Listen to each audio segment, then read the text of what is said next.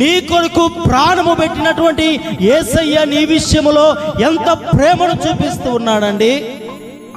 నీ విషయములో ఆయన ఎంత ప్రణాళిక కలిగి ఉన్నాడు, ఎలాంటి ఉద్దేశము కలిగి ఉన్నాడు. నీ కొరకు ఆయన ప్రాణం ఇచ్చాడు, ప్రాణమును పెట్టాడు, రక్తము కార్చాడు, రక్తమును ధారపోసినటువంటి దేవుడు నా కుమారుడు ఎలాగ ఉండాలనుకుంటున్నాడు? ప్రయోజకుడిగా ఉండాలి, ఫలించేవాడిగా ఉండాలి, బహుమానాలను పొందేవాడిగా ఉండాలి అని పరమున్నటువంటి తండ్రి నీ విషయములో ఆశపడుతూ ఉన్నాడు.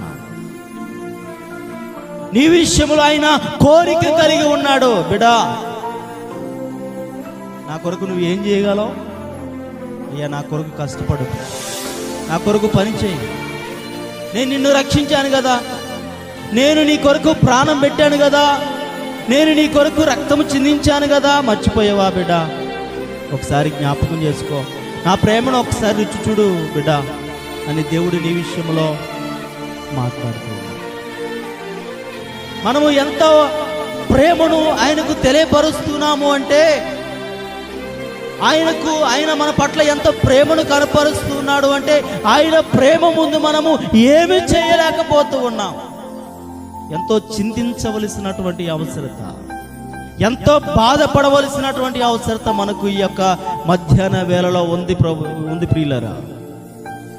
జ్ఞాపకం చేసుకోవాలి, ఆయన చేసినటువంటి త్యాగం ఏమిటి, మనము చేస్తున్నటువంటి పనులు ఏందండి? సమయానికి రారు. చెప్పండి అమ్మా.